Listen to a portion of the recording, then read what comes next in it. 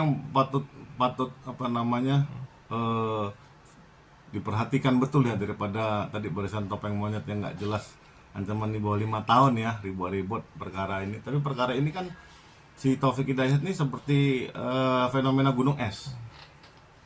Makanya para feminis atau para pembela atau aktivis perempuan ya, itu udah merumuskan yang namanya selain apa namanya undang-undang perlindungan anak sama undang-undang TPKS, tindak pidana kekerasan seksual.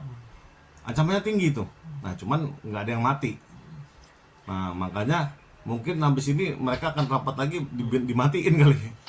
Karena satu di Kebiri belum jadi, dimatiin juga belum jadi nih. Memang apa namanya pengaruh apa namanya relasi kuasa ya dari orang yang namanya si Taufik Hidayat ini ya, dia merasa hebat betul. Padahal penjudang kata kamu tadi kan. Nah itu dia mencoba menyalurkan kegagalan hidupnya ke korban ini. Patut diduga kan, karena gitu.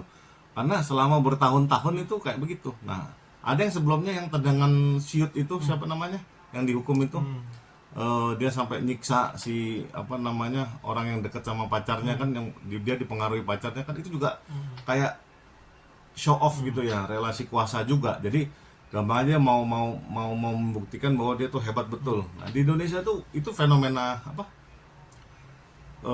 fenomena gunung es, karena memang ketidaktaatan hukum di Indonesia tuh tinggi, sangat tinggi. Karena pihak partai politik sendiri tidak menyarankan orang untuk taat hukum. Karena cara berpikirnya gimana caranya mengambil kesempatan saja. Jadi para partai politik ini tidak mengkampanyekan taat hukum, jadi bisa diperlihatkan di jalanan orang apa namanya lawan arah, kemudian dia buka lapak buang sampah sembarangan. Cara berpikirnya udah pokoknya lo ada kesempatan gue kasih serangan fajar, lo ikut gue. Pembodohan macam ini itu membuat karakter bangsa tuh makin hancur.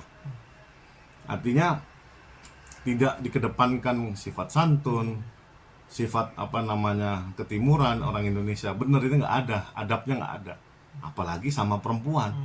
Nah Taufik Hidayat ini menunjukkan bahwa sebetulnya ya tekanan ekonomi, garis kemiskinan dan kehidupan sosial yang memang benar-benar sudah liberal di negeri Pancasila ini udah amburadul. Nah kalau misalnya hukum coba nih apa namanya menegakkan, mau diarahkan kemana? Toh korbannya udah babak belur, mungkin dia udah traumanya udah parah betul, dan dipikirnya yang seperti kamu bilang, dia bukan istrinya, dia bukan pacarnya, tapi dihajar. Memang kalau istrinya sama pacarnya boleh dihajar, iya kan? Atau dia lonte pun sekalipun, atau dia PSK sekalipun, lu bayar lu boleh digebukin dia, boleh dihajar sampai mati apa setengah mati. Kan nggak bisa cara berpikir begitu. Artinya kebodohan yang mendasar itu, idiosinkrasi cara berpikir makhluk Indonesia ini itu sudah sangat terdegradasi moralnya, sudah benar-benar apa namanya dinilai secara materialistik. Mungkin dia berpikir, mungkin ya, atau diduga juga, dia udah ngasih duit ke korbannya ini, dipikirnya dia udah ini, nah tapi dia berhak lah apa namanya atas badannya, atas pikirannya, atas hidupnya. Itu salah, nggak bisa. Ya inilah yang makanya harus apa namanya diajak ya semua partai politik itu jangan komentarin yang lain-lain, ikut MBG lah, ikut apa namanya bekak-bekakit anggaran lah, terus apa namanya kubu-kubuan untuk ya. Ini mendasar di apa social structure Indonesia yang saya melihat sudah terdegradasi jauh dari nilai-nilai kebangsaan yang founding fathers kita ingin sekali-sekali apa namanya mengingatkan secara tegas, lu udah nyasar nih bos, ayo dong balik ke kitahnya dong. Kita ini negara yang ada 4 pilar kebangsaan ini, kan gitu. Ada Pancasila, Undang-Undang Dasar, Bhinneka Tunggal Ika, ya kan, NKRI. Nah ini gimana gitu loh, maunya kalau Taufik Hidayat ini satu biji, apalagi yang lain nih. Bang, terakhir, berarti bisa bilang abang setuju dengan komentar dari public figure dan para pejabat bilang hukum seberat-beratnya si Taufik Hidayat, bila perlu hukum mati, karena ini memberikan efek jerah bagi yang Taufik yang lain, kalau misalnya ada amit-amit nanti ada lagi yang bisa membuat trauma para wanita Indonesia. Yang jelas yang harus hukum mati itu koruptor. Itu nomor satu. Jauh-jauh lu ke Taufik Hidayat, bodoh-bodoh amat. Maksudnya cara berpikirnya tuh yang extraordinary apa? Nah, ini kejahatan serius. Jadi extraordinary itu paling tinggi. Ya korupsi sama narkoba mati dulu dong. Baru dia.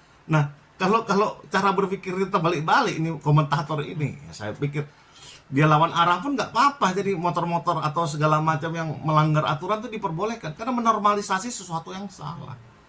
Cara berpikir backwards ini itu satu, ya menunjukkan bahwa Indonesia ini nggak baik-baik saja, sangat terbelakang. Ya tapi nggak apa-apa, kita mencoba sebagai agen perubahan mencoba mengingatkan kembali para netizen, ayo sama-sama yuk kita harus meletakkan prioritas kita kemana nih. Satu, namanya korupsi harus mati, narkoba harus mati pengedarnya. Nah kalau kejahatan keji gini ya mati juga, karena kenapa? It doesn't belongs to society, nggak apa namanya, di masyarakat Pancasila ini nggak cocok. Yang harusnya saling bantu, saling menolong, nggak perlu dipacarin, nggak perlu di ini.